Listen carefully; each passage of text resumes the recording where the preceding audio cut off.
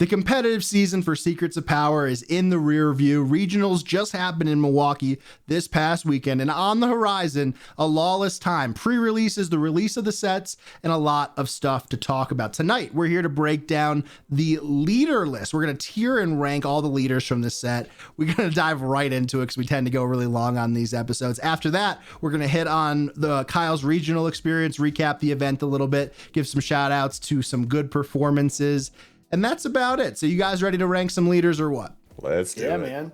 So, still recovering from this last weekend. I can hear it in your voice. We're getting older, like you know, all that stuff. Great week of coverage. We'll be hitting on that in a little bit. But if you guys are new to the channel, we've been doing the tier list stuff going back, I think to Legends of the Force was the first one we did.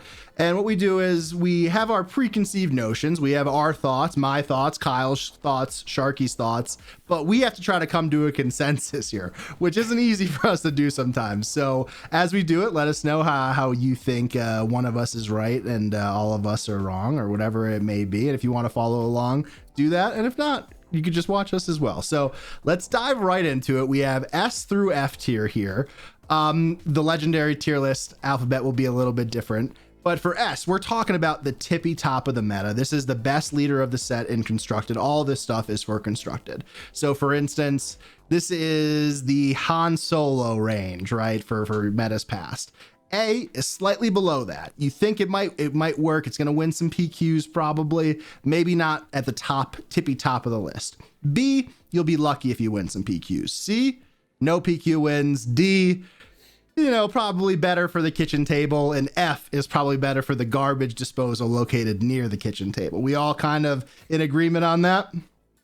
Yeah, pretty close. I have my B a little higher, but that's fine. Okay.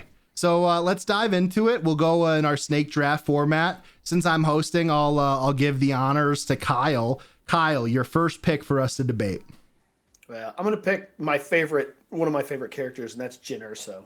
In fact, I just saw that Jyn, they're going to get like some prequel treatment on Disney Plus soon. We'll learn more about Jyn. Ooh, nice. So anyway, Jyn is one that I've already been playing with a little bit. She draws a lot of cards. She flips on 5. She's got a decent body. I think she's going to be playable. I think she's potentially meta. I would put her in A. She might be towards the end of A, but I think she deserves A. I think A is a good spot to kick off the conversation at the very least, right? I don't think there's a whole lot of debate on this one either. I think she's A. Okay, so I guess I'll try to make the argument that she's S. That's fine. Okay. I'm skeptical, but go ahead. Yeah, so I might be skeptical as well. I've been playing her a fair amount as well, not as much as Kyle, but a fair amount. I think right now, I think that there's not going to be a single deck in the format that is as good as leveraging a card draw engine with aggressive negotiations. Can we all kind of agree on that? Maybe. I think there's only one other leader I can think of that would be competing with that. Okay. Yeah, you think Invader? I think Invader too. I was thinking Gerrera, so maybe there were two. Oh, okay. So I guess the way that I look at it is that you could play a little bit below curve, get your card draw online. Once you flip, you get it for free. On top of that, there are a handful of cards in the blue-red shell, which is basically what we're talking about here for Jyn. Cho'Gath, I think his name is, 2/4 attack. Both players get to draw a card. Then you also have Mandalorian that you get to draw a card on play. A lot of different opportunities up and down the curve to replenish your hand. I think her leader flip is, not terrible at 3/6 with a little bit of effect onto it. But if I had to make an argument, my argument would be that the aggressive negotiations hits with Jyn here from the Hammerhead, from her own self, is just going to be really hard for a lot of decks to deal with. And I think if we think aggressive negotiations is going to be really powerful, then she's the aggressive negotiation deck. I think I probably realistically have her in A as well, but I think that if we are talking S, that's the argument that you make. Yeah, when I look at the history of leaders that have gotten us into S tier, these are leaders that cheat the game somehow, right? Cheat resources. They do something that's inherently broken. I don't think Jyn does anything that's inherently broken. I think she's very strong. I think she's on the level of other leaders that have a very strong effect, but don't break the game. Mm-hmm. So if I'm gonna push something up into S tier, it's because I think they're gonna do something that's absolutely busted. That's gonna push them a little bit out of control and get to the rate of obnoxious. I tend to agree with almost all of that. I mean, I make exceptions for really strong leaders, but like I think Jyn doesn't quite cheat enough. I think she's a little bit too fair Okay. for me to consider her S tier dominant. Like I don't think that we'll see as many Jins as we saw Hans this weekend. Yeah. So I think she's a very strong leader and has a great effect and is a very fun deck to play, but I don't think she's quite as going to be as inherently dominant as an S tier would be to me. Yeah. So I think we're all on the same page there. What's the reason that Jyn fails this set? What would be the reason that Jyn is below A, Kyle? You know, if the Rebel synergy just doesn't work out, or if you're not able to weave in her ability, I mean, the point is here we need to draw cards. It does cost 1, so you're going to need to find the right balance of Rebels and being able to efficiently make use of your resources to weave that in. Yeah. I think one challenge she might have would be against like space-based attacks. Then again, being able to swing back with a huge aggressive negotiations could be a problem. I think the other way she could fail is if aggressive negotiations just becomes too much of a thing and ends up on a force throw type ban list, and now this leader falls down. Yeah. Yeah, that's fair. I think the other issue that she might have is that playing below curve can lose you the board, and if you lose the board, you can't use aggressive negotiations. So it's not a super fragile strategy, but the times that I've been able to beat Jyn has me clearing the board and making sure she can't just flip an aggressive negotiations twice in a row. What's funny, what I've noticed, especially versus like decks that aren't necessarily as fast but have some pace to them, the decks that kind of just ignore you and don't kill you and don't allow you to turn on the card draw can be pretty challenging to deal with. So that's interesting too. It's a nice start here with Jyn and A. Sharkey, you're up. I'm gonna do the easy one. We're all gonna agree on this one, I'm pretty sure. The client belongs in the toilet. We're gonna go with him down all the way down in F tier, and I don't think we should bring him up again. Yeah, I mean, I don't really know what this is, to be honest. The client exhaust units, it's shielded. It's a 4/4. It's an action, and then it's an exhaust, right? Like you get to set up the exhaust. It's not an instantaneous like Django or even Mandalorian, who we saw do pretty well at regionals this weekend. Was cool to see. Is this just shell shock from how good Django was that they're really cautious about all of the exhaust mechanics now? Looking at C-3PO from Secrets of Power, it was terrible. Looking here, it's terrible. Kyle, what are your thoughts?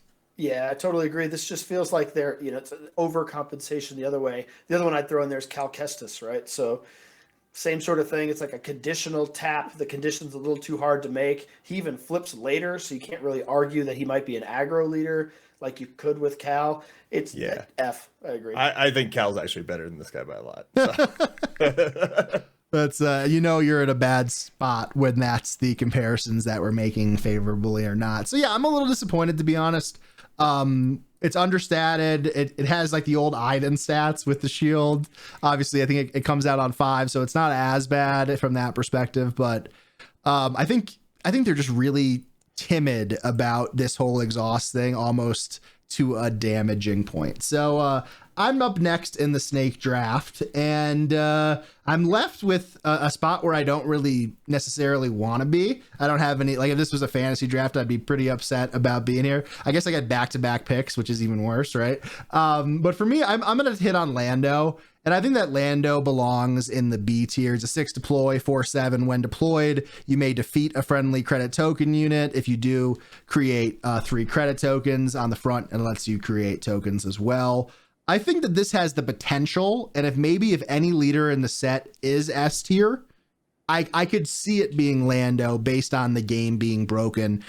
Shout out to your point earlier, Kyle, about breaking the game. I mean, there are some very interesting things you could do here with Lando. You could flip if you're playing Lando blue, and you could flip and play Bo-Katan on the same turn. Like that's good. Playing Bo-Katan 3 turns early sounds great. When you're on flip, you have access, generally speaking, to at least 9 mana, right? If you have a credit that you could spike. So I think I'm happy with him in B, but I think that he probably has the highest upward mobility to the S tier than anyone we'll talk about tonight. Interesting. I agree with you on the same premise, and my next leader, if not already taken, I'll make the same argument. But Lando here, he potentially, we're not cheating resources, but we're cheating credits, which is essentially resources in some ways.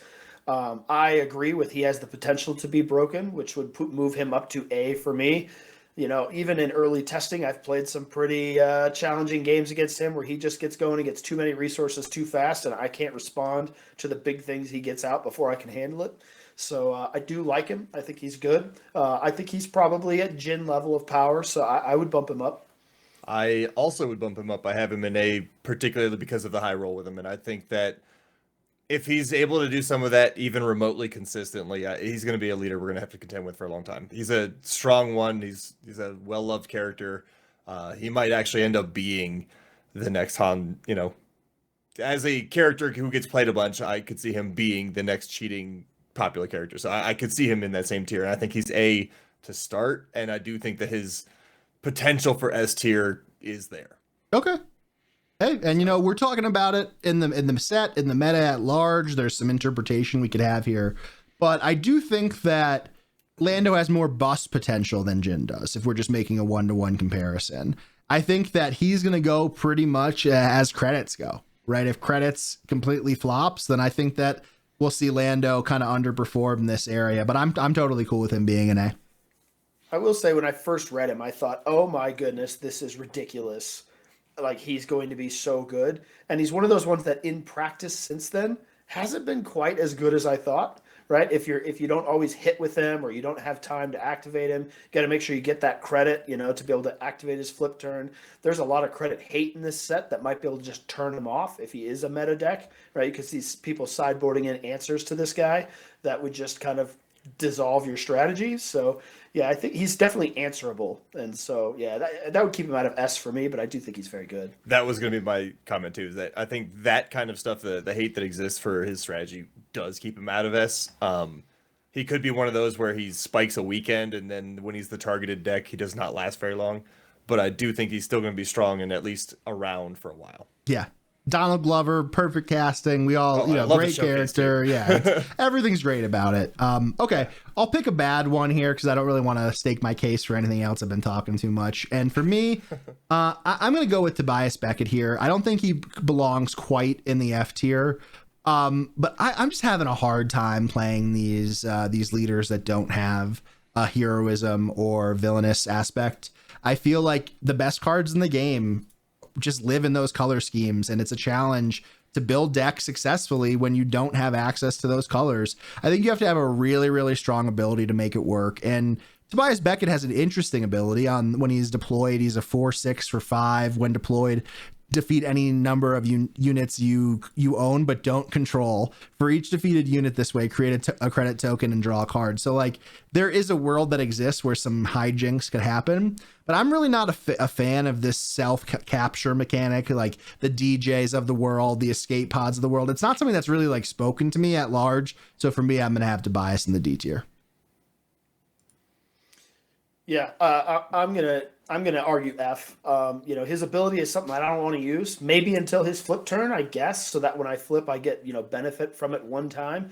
But the more important part is exactly what you raised. I don't get to play heroism or villainy cards, which are some of the best cards in the game. So now I get a couple of good blue-yellow cards, right? I get his buddy. I get a few other cards that work with him that they specifically printed to make happen. But the rest of my deck is diluted, right? Yeah. And so I'm playing a diluted deck into an ability I don't really want to use. No, F to me.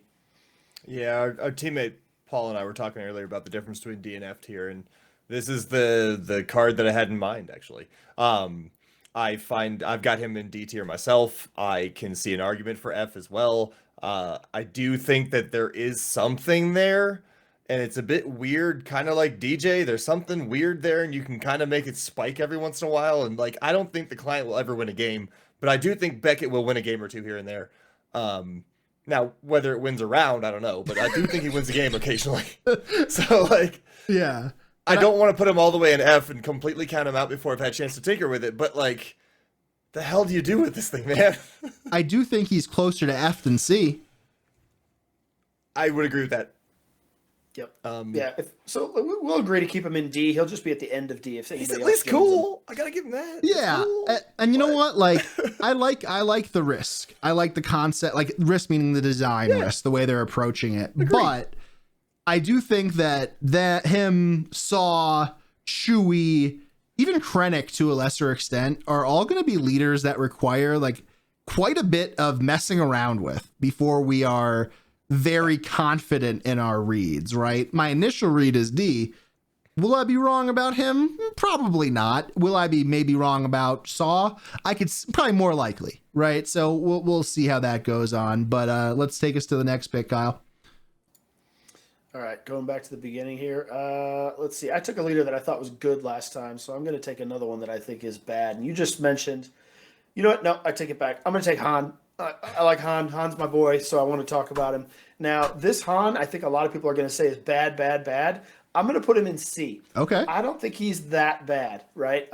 His ability is interesting, I guess I would say, as far as defeating tokens. But of course, the first place to look is he might just be a Force leader, right? I'm going to play a Force base. Force is a token, and I can ping every turn by gaining the Force. And he's a consistent ping leader. And if we have good ping strategies, if I have a leader that can pretty much guarantee me a ping every turn, I might want to play that leader. So, I'll put him in the middle. I laughed pretty hard on that one because Han Solo being the Force leader again would be par for the course, right? I would hate it, but it would be kind of hilarious from a meta standpoint. Thanks, I hate it.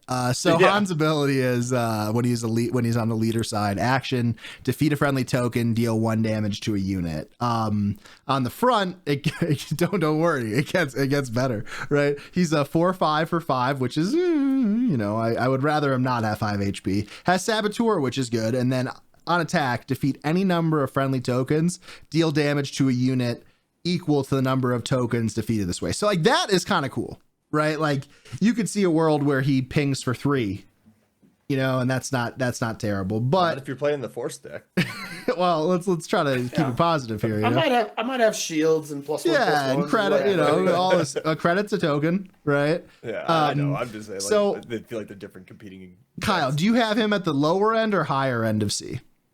He's going to be lower end. I mean, I'm not trying to argue he's good, but I think he at least has an interesting avenue towards being good. Historically, ping leaders have always had a chance. Every ping leader, right? Cad, Quinlan, both very good. Amidala, you've seen shown up, right? If you can ping, you got a chance. And this guy can ping. So to me, you can't push him out. Yeah. I think he's better than Tobias, for sure. So I'm tentatively cool with keeping him on C, just knowing that we're probably going to have him in the lower end of C. He's the absolute bottom of C for me. He's the lowest ranking one that I knew I would be able to be convinced to get him higher, but I don't see him personally as higher than D tier, but I'm fine with him at bottom of C. I mean, it's part of the argument might be that ping leaders have always been viable because we've always had Tarkin Town. And sure. Without Tarkin Town, maybe not. Yeah. I'm skeptical. He is in the right colors to make it work, right? If we're being optimistic, red yellow has kind of always been that ping centric pairing. So we'll see how that happens. I have a feeling this one might be controversial. Let us know in the comments what you think. Sharkey, what do you think for your next leader? The hardest to read. Tell you what, let's go with the guy that is actually near and dear to all of us. Let's put Chewie up next. Okay. And I say that because we got our first preview the same day. Very cool. Yeah. He was brought up. I've seen some very interesting Chewie builds, and I think that the power level he has is hard to get a real read on, but I'm starting to see it now. I think he's a upper B tier leader with potential to spike into A. And it's hard to balance the wanting him out on turn 2 strategies with the consistent ones where he just becomes a monster after he flips anyway. I've seen both work. I think the consistent ones where he's not like trying to be gimmicky on turn 2 work better, but sometimes you just want to flip him on turn 2 and say, stop me. And it kind of works. And I kind of love it. Chewie's got some power. His ability is surprisingly useful for like taking out even bigger leaders than he is. He can hit up to 7 damage in a leader. That's a 4-flip guy who can do that. Like that's really good. Yeah. And the flexibility of not needing to do it, saving your resources, and then being able to eventually play further up the curve is still something you can do with this guy. So we were talking about aggressive negotiation decks earlier. Chewie's not actually a bad one to consider for that as well, because of how much damage he can put on early to just end it with one good aggressive negotiations. Yeah, so like we mentioned, Chewie comes out on 4. He's a 5/6. On attack, you may defeat a friendly resource. If you do, deal 2 damage to a unit and create a credit token. On the front, he does that, but you have to discard a card from your hand as well, right? I'm almost positive that's what it is. No, you don't have to discard. No discard. Okay. No, you just replace the resource with yeah. the credit. So the thing that I find really interesting about Chewie is that if we were playing like a super aggro meta, I think Chewie's going to be good, right? Like, especially if there's other 4-cost leaders, kind of just, take something off the board for what other people are trying to do. On his flip turn, in theory, you can ping for 4 combined damage, which is a lot if you're in that sort of game. I do think that this is the type of leader as well, like we mentioned with Tobias and Saw, where it's going to take quite a bit of time to understand what that balance is and what it looks like. I too agree that the more like realistic conservative builds will probably end up being better here. I played one today versus a new shell I've been working on, and I was at resource 7 and he was a 3, right? Which is like, you're not gonna win many games doing that, but there is a ton of power level here. I think Chewie for me is the one so far that has the most upward and negative mobility, where if you told me that he was just as bad as Tobias at the end of the set, I wouldn't be fully shocked. And if you told me that he was just as good as Jyn at the end of this set, I wouldn't be shocked either. Yeah. Yeah, I like his design. I like what they're doing here about, playing with numbers and how he comes out, that sort of thing.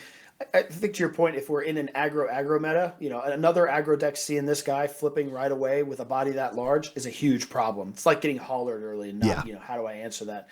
The challenge is if you're going to play against any deck that plays condemn, you try to push and flip him early, and I just condemn Chewie, and you might as well scoop, So I don't like him. I don't think he's going to be great. I'd put him in C myself, but I could see the argument how he could end up in many different categories here, kind of how things shake out. Yeah, I do have one caveat to add to your condemn problem in that he is red, and red is where the upgrade hate exists anymore. Yep. So I think that he could survive that. Yeah, but will he? It's tough. I get it, but I do think that like being in that color automatically makes him a little more resilient to the condemn, which beats up all these leaders anyway. I hear you, but chances are you're flipping him and having no other resources, or maybe 2, and you want to maybe plot something or get an upgrade on him, and the momentum that you're getting on that flip turn is going to be sapped if you get condemned, even if you can pop it. So I agree for one turn. I just meant in general. He's not completely. You don't need to scoop necessarily because you can get rid of it right away. No, that makes sense. Okay, so I'm back up for the double flip turn here. I'm going to talk about a leader that I find very interesting, and I'm really torn on where I want to rank her. Honestly, for me, I'm going to start her at B, but I could be heavily convinced on either side if you guys want to argue that she's solid in B or lower, and that's Valartha. She's a 6 deploy 4/7. On attack, you could give an experience token to a unit. If you do, your opponent creates a credit token. On the flip side, on the leader side, she could get just experience a token by giving somebody a credit. So by nature, the concept of giving your opponent an extra resource is one that is not something that I'm like signing up for. I'm not super pumped about, but I think that there's a very interesting set of builds that can exist here. There's a lot of token hate. There's a lot of token hate in her colors that kind of synergize with the things that she's trying to do. And I think there's a world that exists that this might end up being the blue-green good stuff deck. It also might end up just being completely garbage. Yeah, I think it's too dependent on the credit, stuff going on here. I don't like giving my opponent essentially ramp, right? And so you're really dependent on hating on their credits. Now, we have seen a lot of credit hate out here, and if you draw your credit hate to pair with her, that's good. But most of the credit hate stuff is understated units that I'm not excited to be playing. Maybe that's offset by the fact that she's buffing them. She flips a little late for my liking. I don't know. I think B is too high for her. I think C at best. I would agree with B, actually. This is one of those that caught me of... my first impression mirrored almost exactly what Kyle just said. And then I've played with and against her a couple times, and surprised me how effective she was. Even giving away credit tokens, it didn't seem to have that much of an effect when you're making Cinta 3 or 4 experience tokens. Why? Like, who cares what they do with that extra credit token? Half the time they're planning their curve around not being able to do it anyway. And suddenly they have some giant sentinels in the way, and you can't break through before they just overwhelm you. So I hear you, and I agree. My initial impression was very similar to why would I give my opponent resources, but like I can't argue with the effectiveness that I've seen out of the leader. Now, it hasn't been extensive testing, but I will say I have been surprised on the positive side for this leader. So I actually have her in middle of B tier. Yeah, I think she's a leader you're going to have to learn how to play against, Yes. right? I think initially she's going to appear very powerful, right? You're like, oh my goodness, she's buffing all these things, doing all these things, and, what do I do? And I think people will learn quickly to immediately spend the credit she gives you because she's going to do something to take it away, right? So she's going to give you extra credits, spend it right away, and use it efficiently to punish her for giving you that credit. And so, we'll see. Yeah. For what it's worth, like, she did, like, the times that I've played where that has been difficult has not been a credit hate build. It has been I don't care what you do with your build. Well, a lot of the cards they're playing just kind of fit into what she's doing anyway. That you could plot out Galen and call credit. Like there are some options that are flexible. I think she's better than Han. I'm not sure if she's better than Chewie.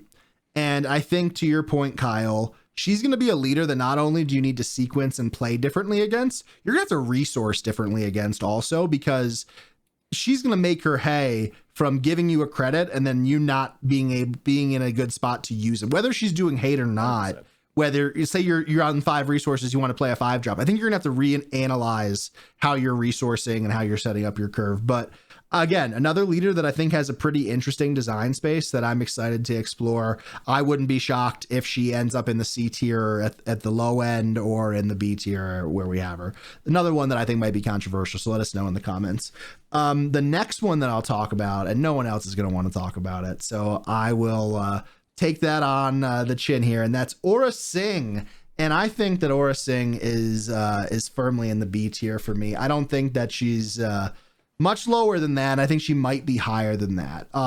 So I want to preface by saying this. Let's not just talk shit about control. Let's have an objective look at who she is and what she is. But I do think a free ability that lets you have removal is really interesting. And I think for this set, she has some really good traits. Who knows if that'll continue to be important in the future or otherwise. And I think she's kind of set up to be that new control leader, or maybe even a mid-range leader. I think that there's some builds a la Talzin that might be able to make some success here. The question is that you're always going to be compared to Talzin Red and that spot, so it's going to be a challenge. But overall, I think that Aurra is going to be played, and I think that she's going to be played to some success.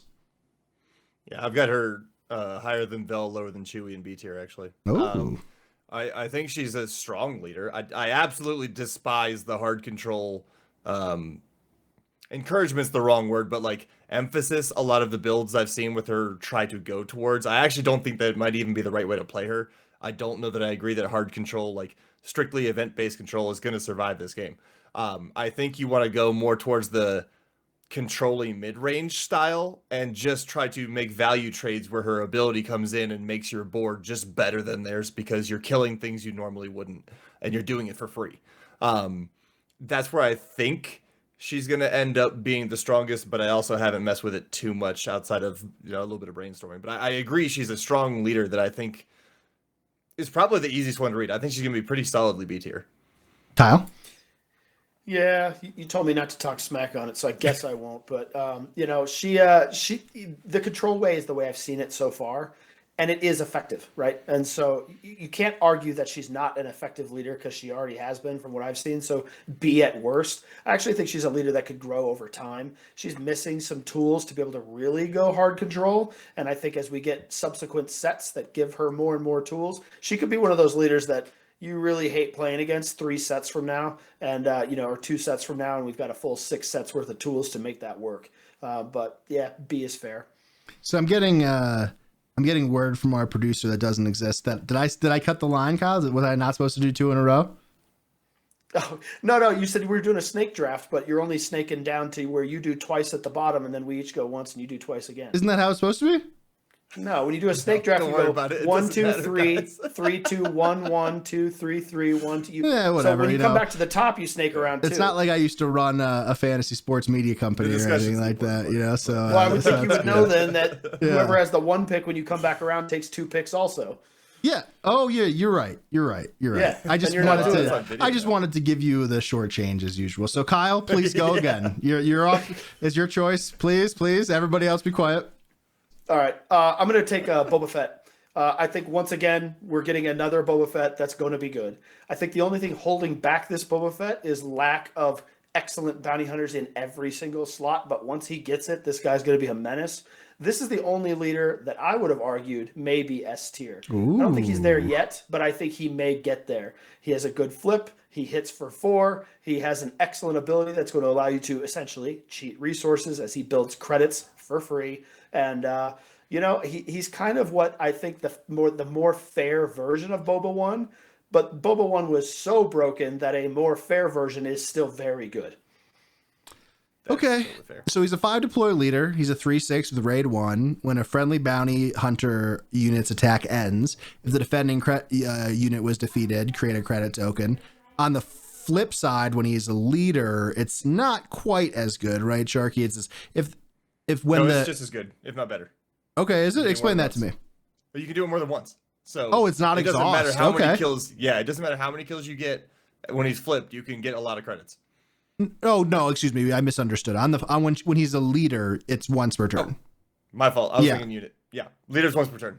Cool. So very strong, but I guess my question to you, Kyle, is this S tier, maybe high A tier, basically like you're guessing in the future, like you're prognosticating, you're making some predictions, or you feel? Because I haven't necessarily felt it in terms of a build that exists yet.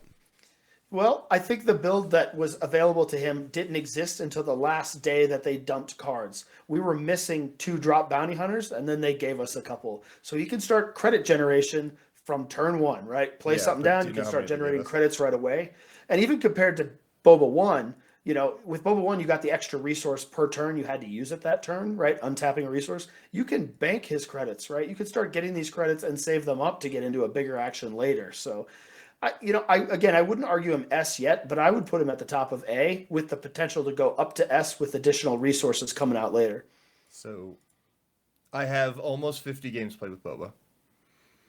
I like Boba, and as mad as I am that he's not Cad Bane, I like the leader.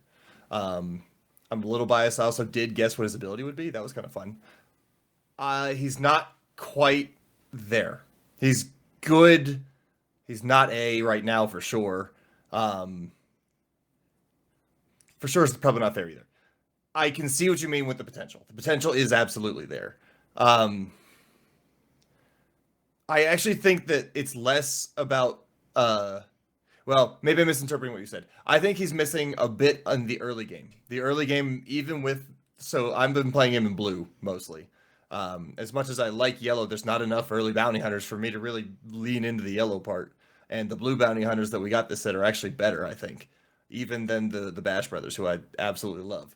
But I'll have to give yellow another shot. But blue feels like the right way to play him from what I've been able to figure out. And there's still just the problem that we got with the bounty hunters in the early game is that they're all either 2/3 or really benefit your opponent a lot. It's the 3 drops that are really good in 3 to 6 range that I really like the bounty hunters, but the 2 drops can kind of be a liability in some cases.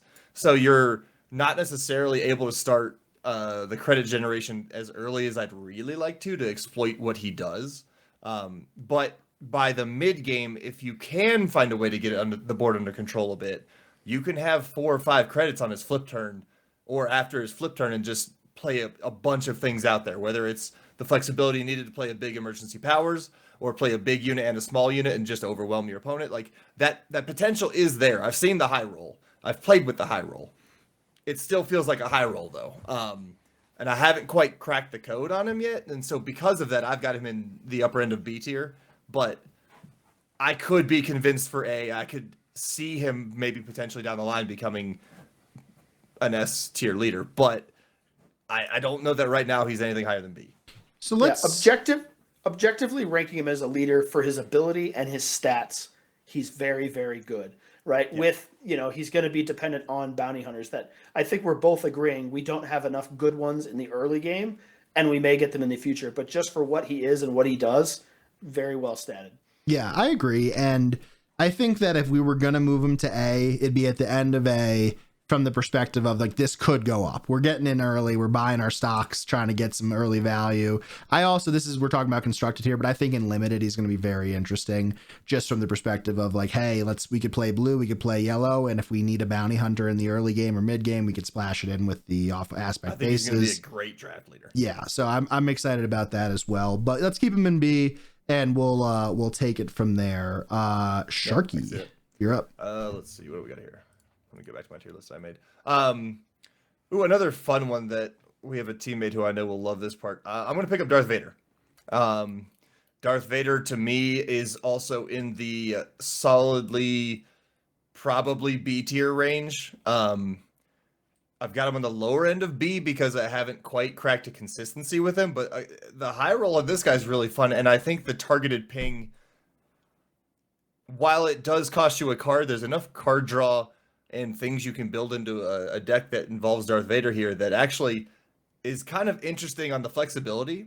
And then the interaction with aggressive negotiations to me is also really cool, where you can just absolutely one-shot somebody with Angry Vader. And I think all of those together, it's a cool design. The showcase is beautiful.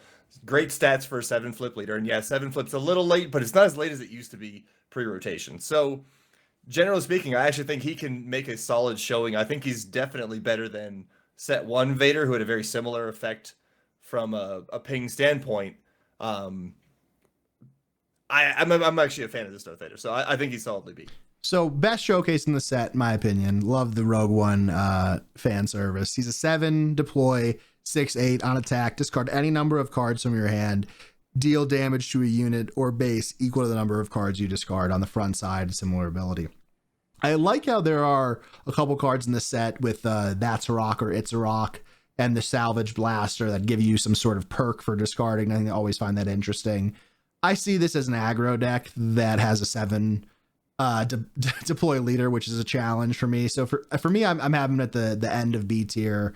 But I think he'll probably be more consistent than Vel. And if we see Vader doing significantly better than Vel at the end of the set, I really wouldn't be surprised. Yeah, it's a shame we lost Kylo's tie. The one thing I will say that I like about him, he's such a big, imposing body when he flips, and we don't have Rivals Fall anymore. So these huge leaders are going to be a problem when they flip over. You guys are so optimistic on these things. I'm a little more pessimistic generally when you do these. I'd also throw him down in C. Okay. So I think B- is where he belongs. Then if there's 2 Bs and a C, B- it is. I think he's above Han either way. Yeah. I think, Kyle, do you agree with that? Yeah. All right. So I'm back up now, Mr. Kraft. Am I taking 2 picks or 1 pick? The draft master. Take it around. Yeah. Just throw him up there. So this one for me, it's going to be Krennic. I think Krennic belongs in the A tier. I think his ability is very, very interesting. I think that we need a late deploy leader that could do this sort of stuff.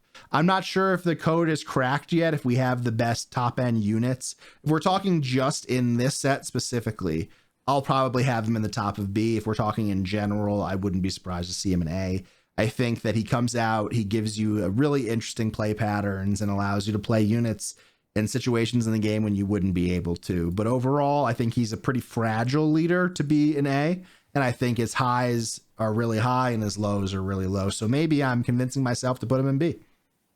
Yeah, my question would be, would you rate Piet an A leader? Because to me, this dude's just Piet in a kind of a different way. He's going to try to get to big things. Himself is one of those big things, but he's sacrificing the early game to get there, and aggro decks are going to crush this guy.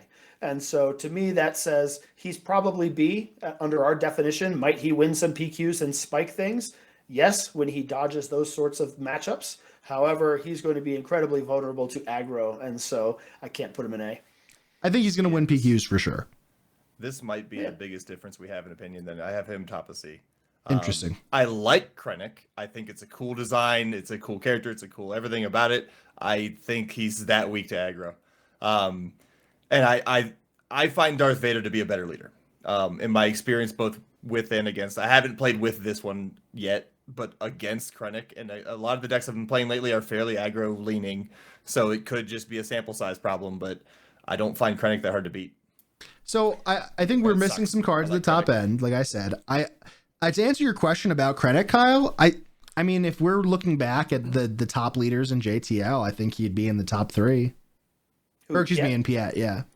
Yeah, but looking at the overall if we're just comparing him to other JTL leaders, sure. How he shook out in the overall meta, I'd keep him in B. Yeah, no, I think that's fair, and I think that your points are all really well taken and probably realistic.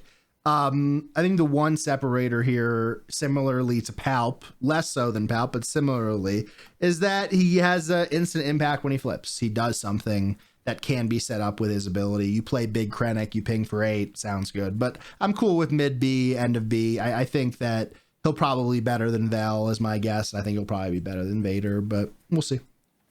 Yeah, I think he's bottom of the tiers of the group we have of that bunch, but that's fine. Yeah. The next one I'll talk about here is Saw Gerrera. And for me, I have him above Tobias for sure. And I think I'm going to have him in just about the same range as Han. I think for you not to be able to play heroic or villainy, you need a really, really good ability. And I think his ability is kind of close, but not quite there. It's like Kmart Anakin, but you get to hit base also, right? So you get to buff for 4. The unit does, have some issues afterwards.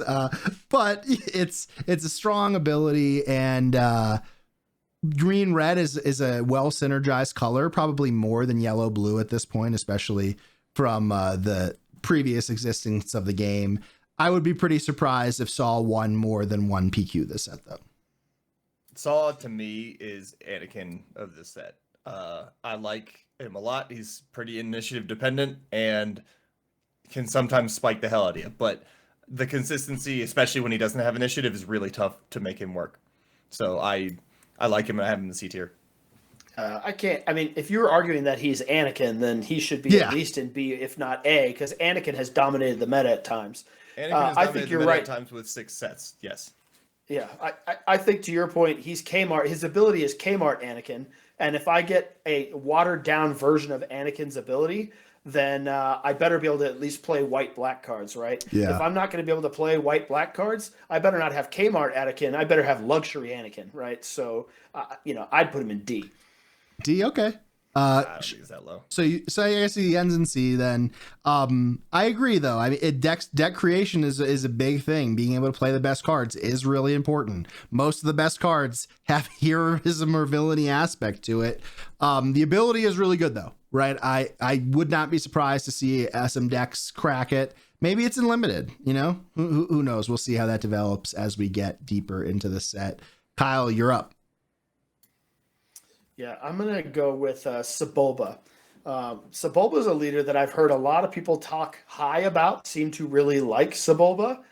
I don't see it. To me, this is just Turbo Kylo again. Turbo Kylo's had its fun. Turbo Kylo's had a few wins. Turbo Kylo never got above C. It's something that you can shut down early and you can shut down easily, and I think that's all Sebulba is. So to me, that's a C leader. But to your kind of statements earlier about we're going to have some disagreement in the comments, there are some people who I know really like Sebulba. So maybe I'm talking crazy. I think you're talking crazy. Sebulba's one of the other ones I had in A tier. So I would not put him below Krennic. I do think Sebulba's got more staying power than Krennic does in a long-term kind of game. I like Sebulba. He's cool. It's a bit... If you're playing specifically to disrupt him, yes, he can be disrupted. But I think he's easier to win consistently through a couple different attack vectors than Krennic, who's a little more one-dimensional. I think he's really fast, really fragile, really fast. I think he has some pretty good built-in support cards with the pod racer. If you're going with a space perspective, you have some good space units. You also have the new droid, the interrogation droid that can exhaust. There's some tempo there. I think Sebulba will win PQs this set. So for me, I'd have him in the mid to, maybe upper range of B. I'm cool with having him above Krennic though. Yep, that's fine. All right. Cool. That's right in the middle of all of us, I think. So I'll give in to my bias there. It's a fair place. And pick 2. Yeah, I guess the other one I want to talk about is Agent Kallus. This is just a character I like. I don't think he's great. I mean, getting to play cards out of aspect is cool, but now I'm doing everything behind curve, which means I'm probably just falling behind. he could end up being a control leader that allows me to get in really good control tools. So I just don't use his ability early at all. And I use his ability to pull in control tools or big threats towards the end of the game I want to close out with. His flip side does allow you to heal, which kind of helps you recover as you're getting through the middle to late game. So I think he could be interesting, especially as we get more and more big cards that I want to use his ability with. So I'd put him probably above Han at the top of C. I think right that where I have him too. So. Yeah, I think that right now this is going to be the weakest we basically ever see him be. I think as you get more and more cards into the pool, as we're looking 7-8 months from now, 9 months from now, we're going to see some pretty cool builds that come out. It's also one of those leaders that it's going to take time to mess with and time that we just haven't spent yet. I wouldn't be surprised if he spikes a PQ this set. I would be surprised if he spikes 3 PQs this set. So that's something to keep in mind, but he might be the weakest right now, but also I think about a year from now when we lose another bunch of the pool. So yeah, I tend to agree. I think he's got potential to be solid enough to spike, but I don't see a long-term vision here. Yeah. So Sharkey, take it away with either Enfys Nest or Jabba, because we both know who you're going to pick. So I was going to pick Enfys. So yeah, Enfys is another one that I'd like to play more of. I just haven't had the chance to. I believe that the ability can be used very well. I have Enfys B tier myself, right in the middle of the pack. I do believe that 2 is a steep cost, but there's a lot of interesting on-attack effects that can push damage very quickly. So if anybody going into a game against Enfys knows what the game plan is. The issue is whether you can stop it or are prepared to take on every little threat that suddenly becomes a big threat. And I think where Enfys will be made or broken will be if she can find a way to attack even when someone's ready for the game plan. Yeah, to me, her leader side basically should just have nothing printed on it. You're not going to use the leader side. It does nothing, and it's useless. That is way too high of a cost for what it does. You might use it once towards the end of the game when you get to that point where you're like, well, we both have a crap load of resources, and I can't make efficient use of them anyway, so maybe I'll use it. I think that's when you do use it, is at the end. Yeah, that's at the point where it probably doesn't matter. I think the upside here is that, she's a 3/7 flip on 5 with an ability that does do something when she flips if you have a unit or an upgrade that can make use of it. Obviously, her helm, right? So she could be a very scary flip on 5. And I think that's where the meat of this leader comes in that could, make this work. But her hero side doesn't do anything. She's also a 3/7, right? Like we're not seeing that's this. what I mean. On the flip side, the body's excellent. Yeah, and I think, is she the only leader this set that's a 3/7 on 5? I think so.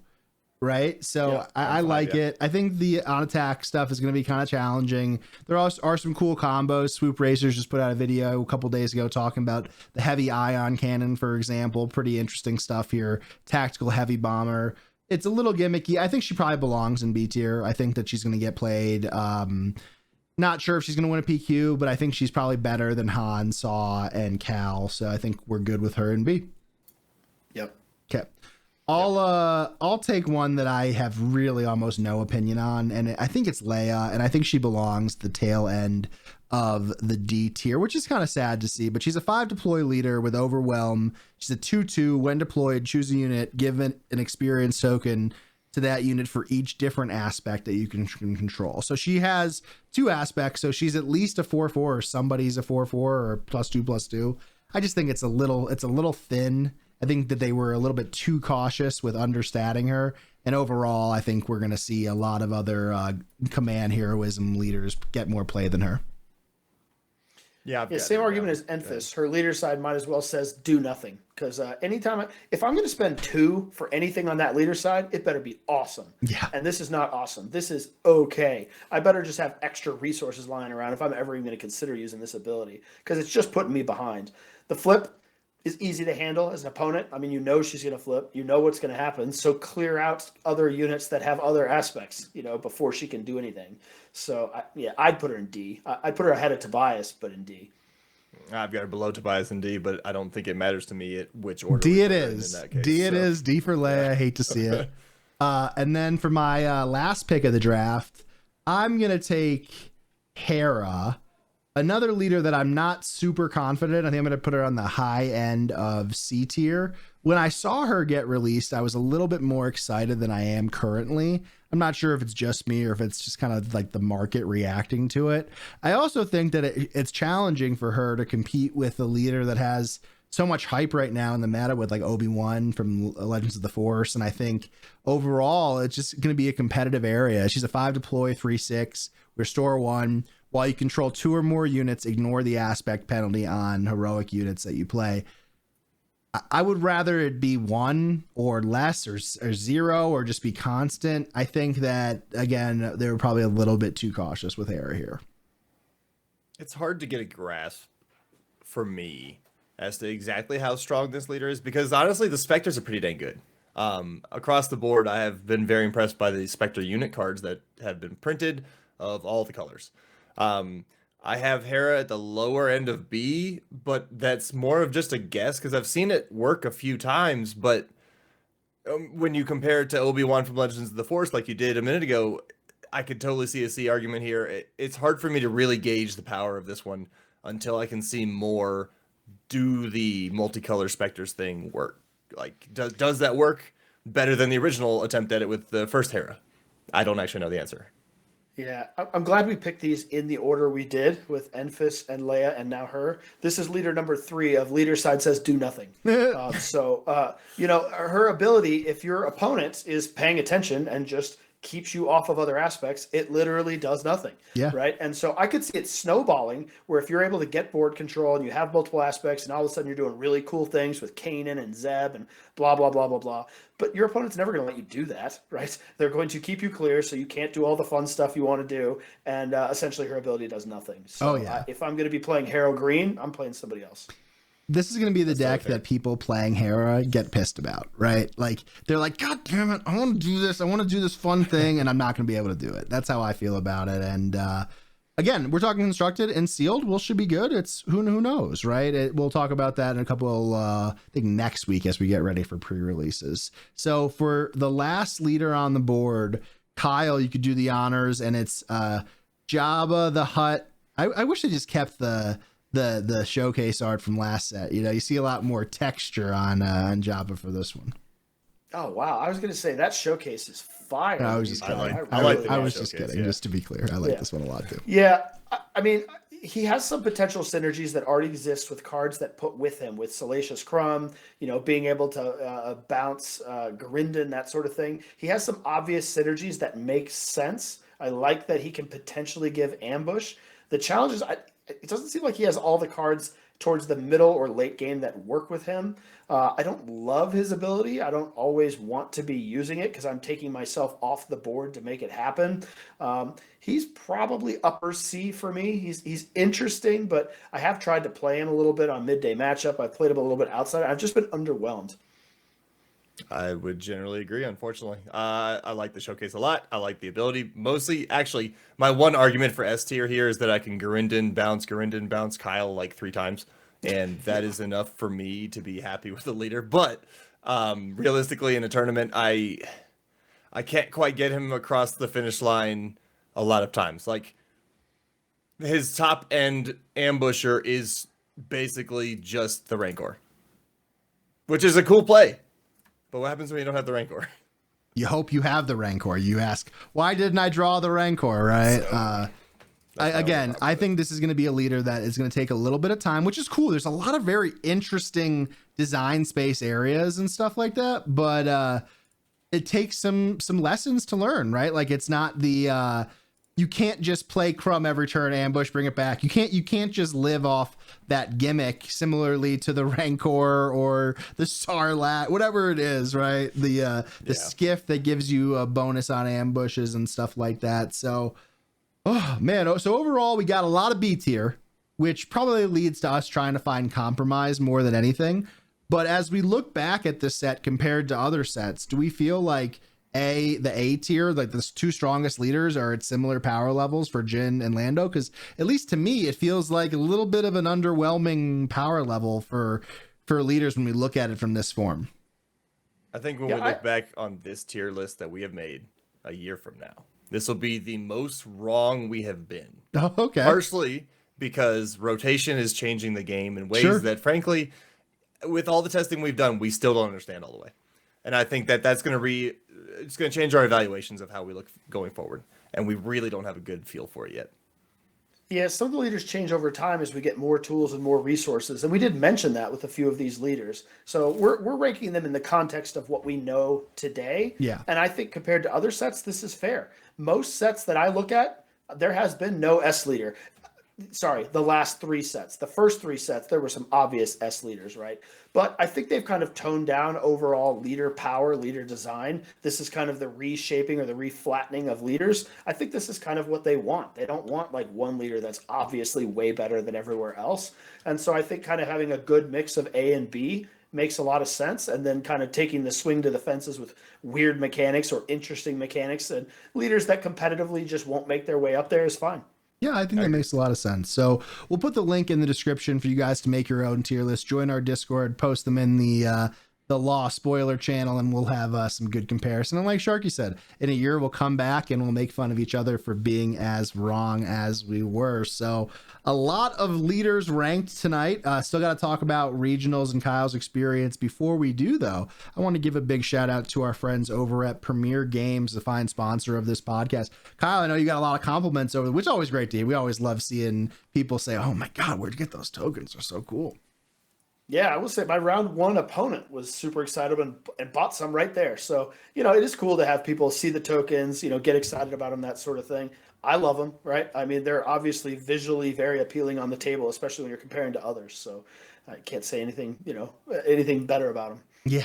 I mean, every time I go to play, I'm just excited about it. I had to give my other tokens away because no one wanted them, and I'm pumped about it. So we go to premiergames.store, use Colorado Cantina Crew in the checkout, save 10% on your credits. The Imperial credits sold out already. They're coming for a restock in March. The Old Republic, the shiny gold ones, they're my favorite anyway. They're in stock, but don't wait. Like these are the most popular credit tokens in SWU right now. Everybody wants them, and you got to get on it before they're too late. You don't want to be the only one at your pre-release without that bling to talk about. So, all right. We talked about the leaders. We talked about our friends over at Premier Games. And now recapping the regional qualifier, Nick Gonzalez Eekfoil takes it down over our buddy Ray Tan. Both of our buddies. I was sitting there watching saying, hey, whoever wins, I'm happy because it's two friends. And it was great to see. The meta was massively dominated by Han. I mean, Sharkey and I decided not to go. We were kind of just burnt out a little bit from the travel. And to be honest, I'm really happy that I didn't go based on the meta spread. It would have been amazing to see all the friends, all the people that we get to hang out with and stuff like that. But, and the venue looked awesome also, which I'll say the ceiling had some awesome lighting that looked great. But overall, I was happy that I didn't go. I was happy that I got to sit home and watch some great coverage from Josh Snyder and the rest of the crew. Kyle, how was your time boots on the ground? Yeah, I mean, I was there. I'm super happy I did go. So, you focused on the constructed event, but one of the reasons I really enjoyed this event is because it was also a limited event, right? Yep. I got an opportunity to try to qualify in both. I will also shout out Bobby Sapphire here, who won the limited event. I typically don't, you hear the hyperbole of best player, blah, blah, blah, blah, blah. It's getting hard to argue with not saying it's Bobby Sapphire winning an RQ, 2 PQs, an SQ, 2 SQs. It's craziness. Anyway, congratulations to him, right? So yeah, good job. Anyway, being at this event, as always, one of the first takes is it's just great to see everybody, right? Outside of the gameplay, to your point, the meta wasn't awesome. It was pretty monolithic in both events in some ways, seeing individual leaders. But it wasn't just that why I was there, right? I got to see a lot of great people. I got to see a lot of our viewers. Now, I'm going to just say I'm an old man, so I'm not going to be able to remember all your names. So either way, thank you for coming up. Thank you for saying hi. I do remember faces, right? And so congratulations. There was one gentleman who was out there on Han 2 ECL that I believe went 7-1. Wow. Did very well, making it into day 2, did very well with the deck. We talked about how I was playing it and that sort of thing as well. So again, thanks to everybody who came up and said hi, right? So always means a lot. Yeah. One thing about the event I did want to talk a little bit about was, we got this email right before it started saying there was a logistical problem with the black packs. And it kind of started everything with like a little cloud, right? You're like, oh man, something got messed up again. There was a lot of negativity around it. The interesting part, though, to me, was that once it actually came down to it, people still got some black packs in their hands. You were still able to earn some, right? Granted, some are going to be shipped later. But what it did do was it made the black packs and the cards really valuable. Like, from my perspective, people really wanted them. You were able to trade cards out of them. You were able to sell them. It gave the cards value. You know, Jordan, I know on this channel, we've talked in the past about one of the things this game needs is the cards need to have value, right? If we want this game to survive, if we want things to continue to progress, everything can't just be worthless, right? And so I know it was a logistical error, but it had a side effect of really giving these things value, which I thought was kind of a cool, it kind of worked out. Yeah. And I mean, I think it's really interesting to hear that perspective from being on the ground versus on my my Herman Miller chair at my computer typing away, right? Because from the outside, I was pissed. I was just like, this seemed, you know, I'm pissed is probably too strong, but you know, I've worked in events. I've run like relatively large companies. I have a lot of experience working in you know, fields that have consequences for when you make mistakes, and I feel like sometimes making mistakes and learning lessons is the best way to learn a lesson. And it did feel from the outside that lessons weren't learned in the past. And that made it frustrating for me, just from the perspective of like wanting this game to succeed, that we love and enjoy playing so much. We've had teammates and friends who are like, hey, I got one more fuck up in me. I got one more big FFG mistake in me before I'm like, yeah, there's other things I could do with my time, money, and social resources. So from the outside, I heard that. To your point on value, I think scarcity drives markets in a lot of different situations. We'll talk about collectibles, crypto, whatever it might be. But it's an unintended consequence that might have gotten lucky from the value perspective. But we need more than that. We need it to be like a concerted effort, like a strategy that works out perfectly and then leads to that value. But I'm getting some stuff. I'm excited. I think the cards were great, and I'm just disappointed that the mistake happened again more than anything. Yep, disappointment in the same, or at least what feels like the same problem that I experienced when I was in Portland. I mean, you just really can't get this promo thing together before these big events that you know about this far in advance. I mean, so I got a suggestion. We got to hire a promo czar. I heard the czars are doing really good at different stuff. You know, it's all over. Just kidding. No, they're not. But I think we need someone who's just in charge of prizes, you know, director of prizing, director of winning. Sure. That's a good one, right? But I'm excited to see how these cards hold up. I'm getting a Darth Nihilus tomorrow that I'm really excited about. Shout out Todd. But, it did seem, whether it's on the Facebook groups, the Discords, everybody really was clamoring for these cards, and who knows if that's a combination of just scarcity, coolness, whatever it may be. Yeah. So on another note, I don't think it's interesting to anybody for me to just go into my runs and how things went, but I did learn a couple things while I was out there this week that I thought could be of interest, right? So in the limited event, I ended up playing Jabba. I ended up finishing top 128. I finished 6-3. You had to be 7-2 to make day 2. But I had a chance to make day 2 playing against, let's see, it was McClunky Gaming's, help me out here, Jordan. Tyler, yeah. And so, you know, in our game, I had a situation where I made a mistake. You know, I'm not going to get into the details here, but I misread the board state. I made a mistake, and it cost me my chance to move on. And I've learned that, hey, when that sort of thing happens, slow down, talk to a judge. I might have had a chance to move on, whereas instead I just kind of said, well, that's what happens. I'm going to learn from it. And what I did learn from it was, hey, I need to take more time to read the board state. I need to take more time to, you know, talk through what's going on if I am going to involve a judge. But it cost me my opportunity to make day 2. So when you play in these live events, hopefully you have the opportunity to learn from your mistakes. I made a mistake, didn't make day 2 there, right? Now, the other thing I did learn was in the constructed event. I knew going in that there was going to be a ton of Han 1, and there was. Red, yellow, green, all Han 1. You can see I think the top 8 was 7 Han 1s, right?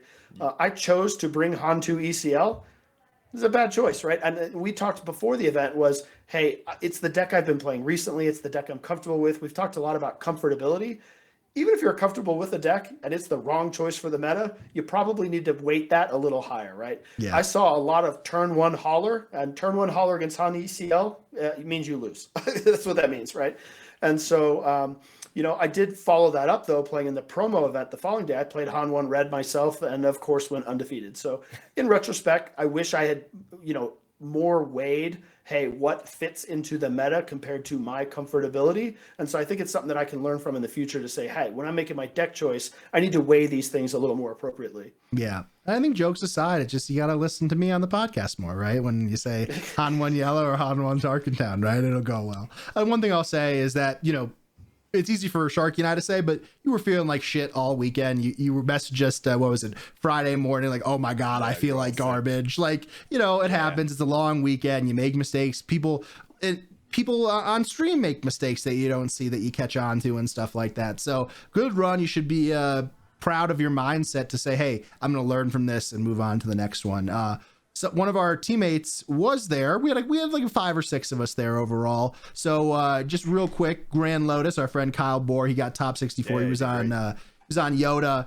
The thing about him is that at the Denver sectors, he doesn't travel to events as much as we do. He goes to some of them, but not as much as we do. And at the Denver sectors, I'll never forget it because we're standing right next to each other. He was the top finishing Ray, but he got 65th place in Denver, and top 64 was showcase. So he's been feeling like that's been weighing on him since, and he was like, I'm so relieved. So shout out Kyle, shout out Grand Lotus for getting top 64 and repping Colorado Springs, the Colorado Springs wing of the Cantina Crew very well. Killing it all weekend. Yeah. Yeah, you did great. And then after that, we had another one of our teammates, Nate Space Bear, down in Florida, in Fruit Cove, Florida. I didn't know Fruit Cove existed.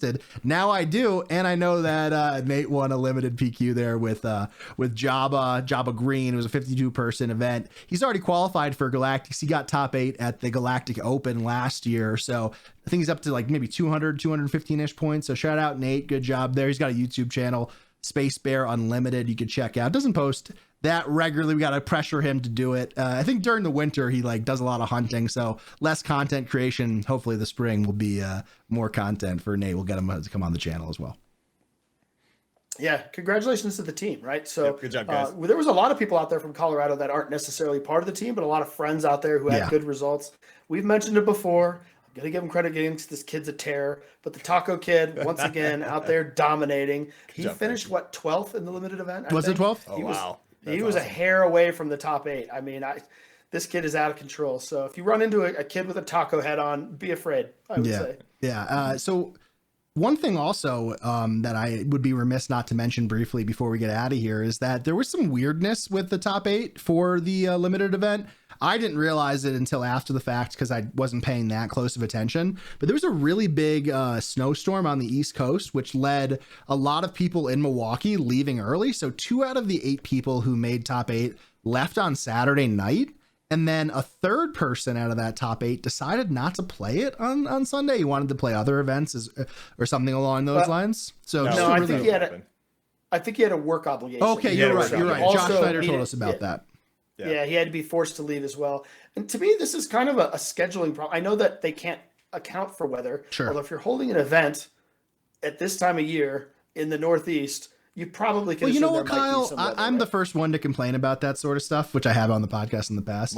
Check out the video, like and make subscribe, all that stuff. But this one wasn't actually in Midwest. It was in like the Northeast, Pennsylvania, New Jersey, New York, New England. They got hammered, right? Yeah, I guess with the limited event though, like, did the finals need to be on Sunday? Right, because they wrapped up all of drafts by almost midday Saturday. This whole event, if the players had said, hey, or if we're aware that there's a weather thing going on and, players are trying to get out of there, could they have just finished it all up Saturday? It doesn't seem like it would have been terribly difficult to do, knowing that players were, those players weren't the only ones concerned about leaving. I heard the buzz around the arena of lots of people trying to get out of there. I mean, that place drained players on Sunday. And there was a lot of people in this situation just trying to get home. Yeah. And you got to be safe. The winter and those types of areas crazy. Meanwhile, 70 degrees in Denver. I'm out shorts and a t-shirt, like cleaning stuff up in my garage. It was crazy. But I do think, though, from the regional perspective, there is some room for improvement schedule-wise, overall weekend-wise. I like the concept of having options and picking where you want to compete, but it does kind of feel bad to not be able to compete in limited and constructed at the highest level.